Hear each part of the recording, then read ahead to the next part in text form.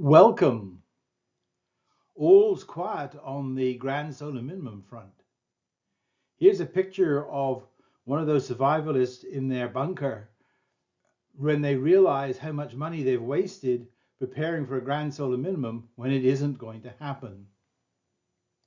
The noisier the sun gets, the quieter the proponents of the grand solar minimum get. You notice it's been weeks since any of them have posted. In 2023 so far, we've had 439 C flares. That's about 9 per day. 90 M flares, or about 1 per day. It's actually over 1 per day. 5 X flares. 386 coronal mass ejections. That's about 6 per day. 57 new major sunspot regions. By major, I mean ones large enough that NOAA numbered them. And the average sunspot number over the last 2 months has been 127. Which exceeds most of the estimates by the proponents of the grand solar minimum for the maximum of the cycle, and we aren't even there for another year or two. The smooth sunspot number at the moment is 92. That would be applied to August of 2022 because the smooth sunspot number is calculated over a 13-month period.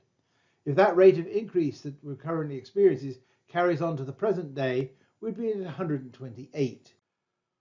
If the models are to be believed, you ain't seen nothing yet. All of the models are now predicting a much higher peak sunspot number over the next few months. Anywhere between 120 to 160 by the end of the year.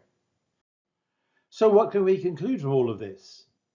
Every single metric of activity is rising and exceeding the values for solar cycle 24 at this stage. The forecast of a grand solar minimum in solar cycle 25 is all but dead.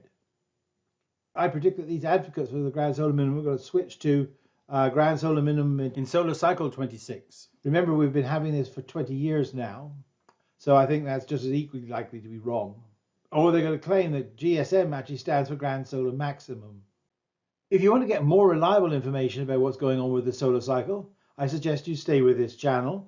We've been getting monthly updates on solar cycle 25, and I'll be doing one very shortly. I also do a daily update on solar activity and climate for that matter on my Twitter channel, which you can see here. That's it, folks. So until next time, stay safe and goodbye.